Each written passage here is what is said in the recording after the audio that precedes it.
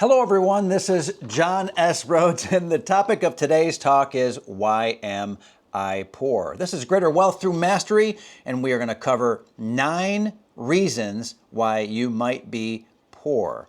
Okay, so number 1 is not paying yourself first. In other words, you're paying everyone else, you're paying debts, you're spending money left and right before you get your hands on the money that you have earned. Now, that money is probably from a job, could be a side hustle, could be that you're freelancing, but when the money comes in, you're paying other people first, and at the end of the week, at the end of the month, you don't have any money left.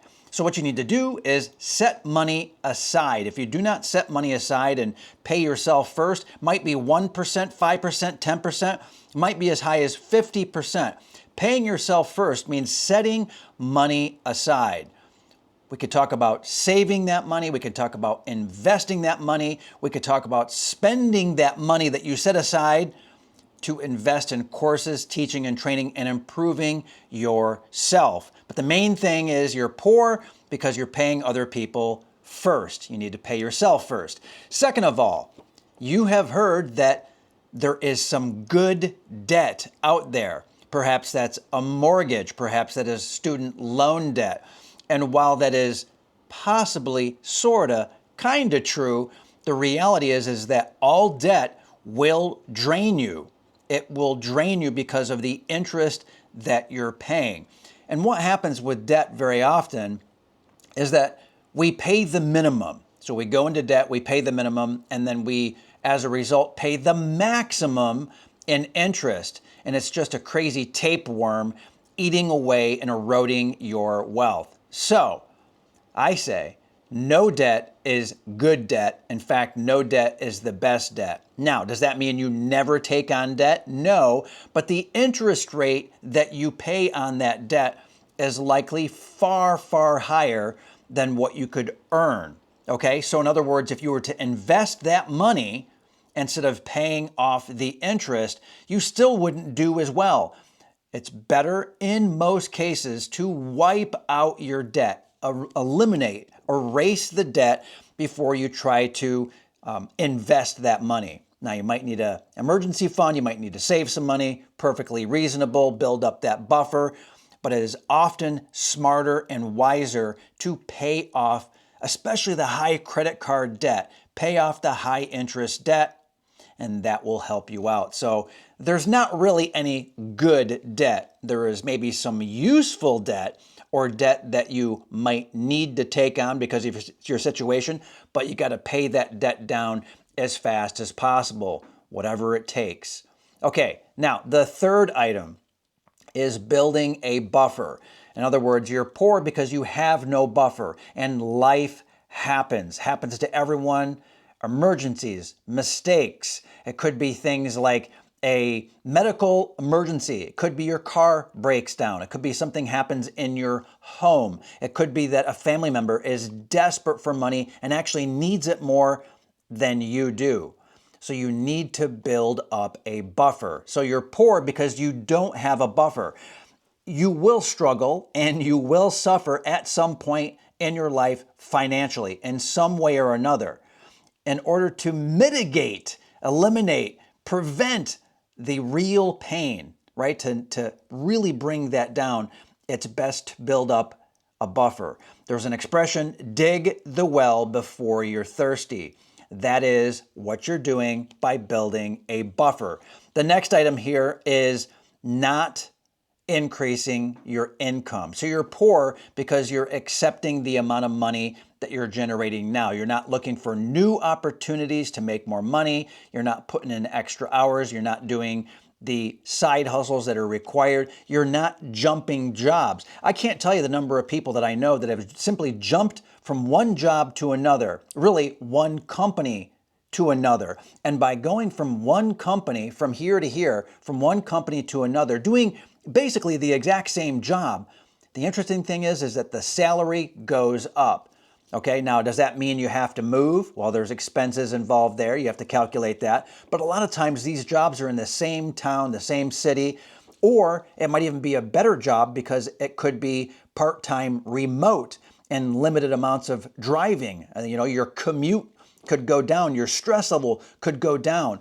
But listen, if you're not increasing your income on a regular schedule, if it's very stagnant and you're at the mercy of an employer paying you a little bit more, pinchy, every single year, that won't get you where you want to be. And that will explain why you are poor. Another thing is that people spend without thinking. And what that comes down to is a lack of control. That doesn't mean that you just buy, but there's an expression that you should have in your mind. If it's in my pocket, then it's spent. So if you have cash in your pocket, it will be gone. In fact, that's a lesson that my father taught me many years ago, decades ago at this point. And he said, if I have cash in my pocket, it will be spent. So put as little in your pocket as possible. Try to keep your expenses day to day as low as you possibly can. Understand and feel the money going out. Have a plan for how you're going to spend. Sort of pre-plan, pre-spend the money for the day in your mind. It's got to be in the head first. You need to have a sort of a process that allows you to understand exactly how to control your spending. Spending isn't happening to you. Spending isn't really happening for you unless a family member perhaps is buying groceries for you as an example, okay? Or they're buying presents for you. Woohoo, happy birthday, right? So the idea is controlling your spending is something that you can do. There are things that will come up. Remember, you're going to have emergencies, you're going to have, spontaneous purchases and so forth. But in general, you need to have a very clear process so that you can control your spending. You also want to maximize your savings. So why am I poor? I'm not saving. This goes into paying yourself first, right? So if that money comes in, you can save it. Don't just put it off to the side. Put it somewhere where it's going to earn interest, and even better, once the pile is big enough for your safety buffer, could be 3 months, 6 months, 12 months, could be a couple of years to build up that buffer, okay? Once you've done that, then you can start investing.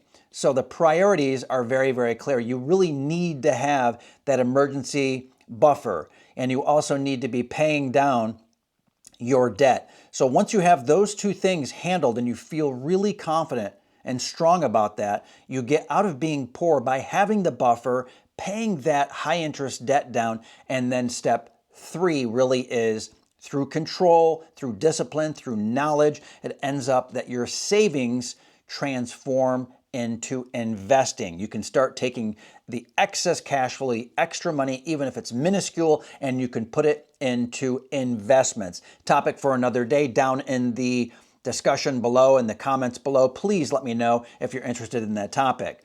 Next is not thinking about taxes. So many people look at the salary that they make and they say, okay, I'm making $40,000 per year. That's fantastic, but you need to look at the actual cash coming into your accounts, into your hands. You need to actually calculate that, and the better that you can calculate and estimate, the better off you're going to be. I do recommend actually taking the very highest tax rate that you think you hit, and you can actually look back at your tax reports, right? You can look at your taxable income for the year, for the previous years, and say, okay, this is my effective tax rate. If you're interested in calculating that, again, down in the comments, let me know. But the idea is if you make, let's say, $40,000, your actual take home might be $33,000, $32,000, $28,000, $29,000. Kind of depends on a number of factors.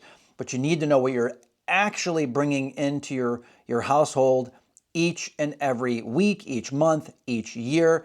And then from there, you can work on optimizing your taxes. And there are very effective strategies that literally put money into your accounts on autopilot, which is great. All legal, all ethical. Again, let me know in the comments below if you're interested in that. Another thing is that people who like to stay poor generally say, I'll take care of investing in the future. I'll look to the future. I'll take care of it then, not now. Well, the reality here is that You're going to stay poor. You're not going to gain traction unless you take care of investing early. What does that mean? That means that you've taken care of the high credit card debt, the big balance accounts and the high interest. You've also got in place now that safety buffer. Again, those two things are critical.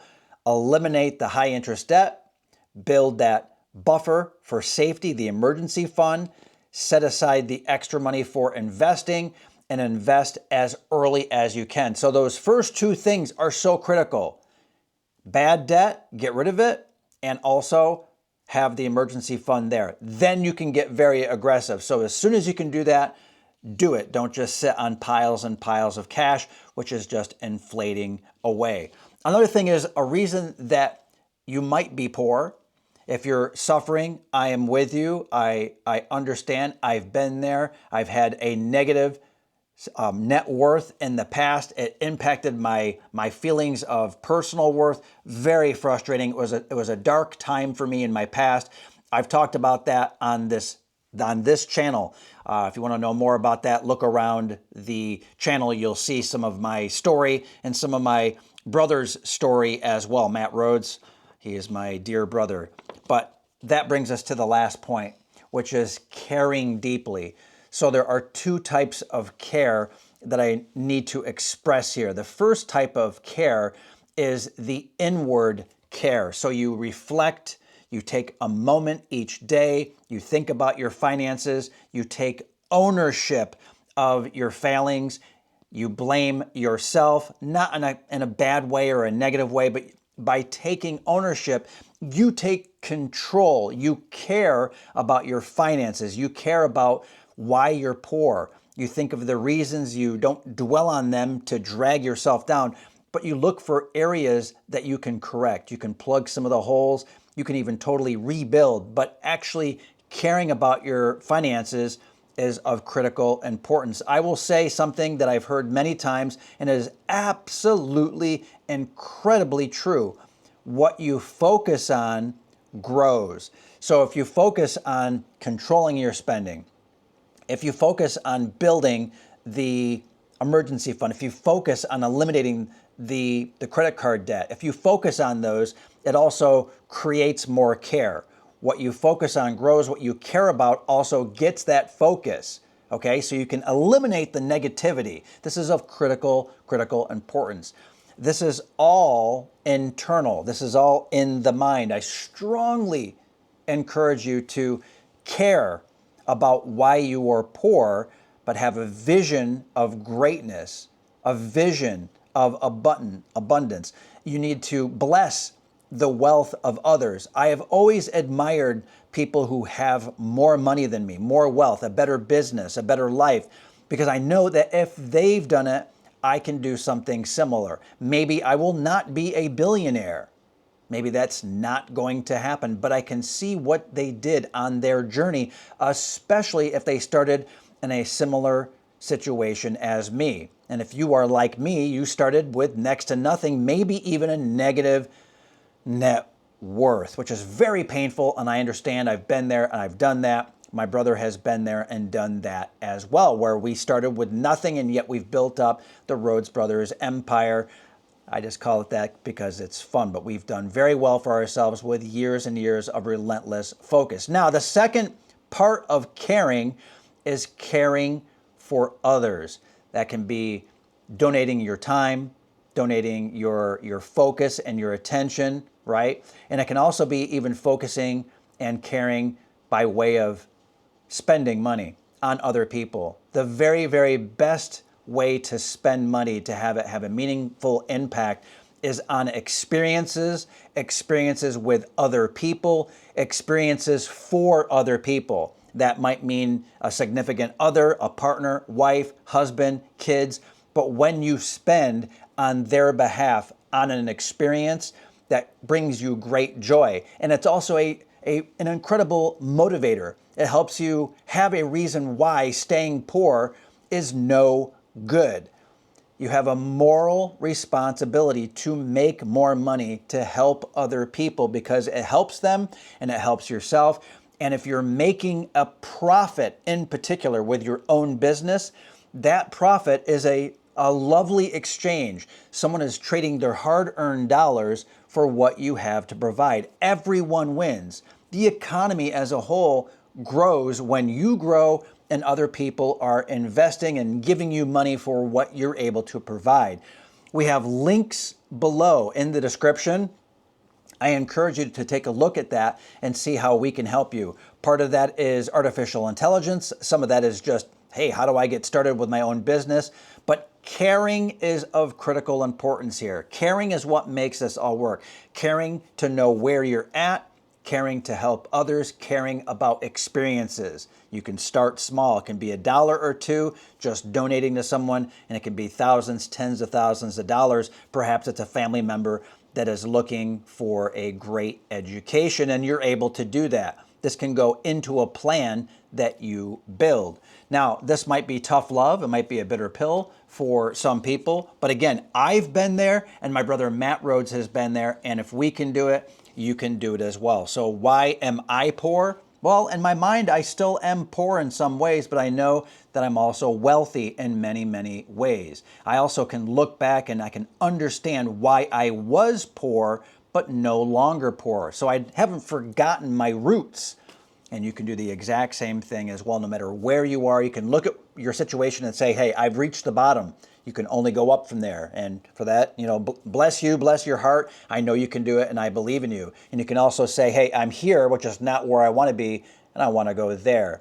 But that caring, the emotional component of wealth is a key reason, if not the reason, you might not be as wealthy as you would like. So that ends this video. This is John S. Rhodes of the Rhodes Brothers. What do you think?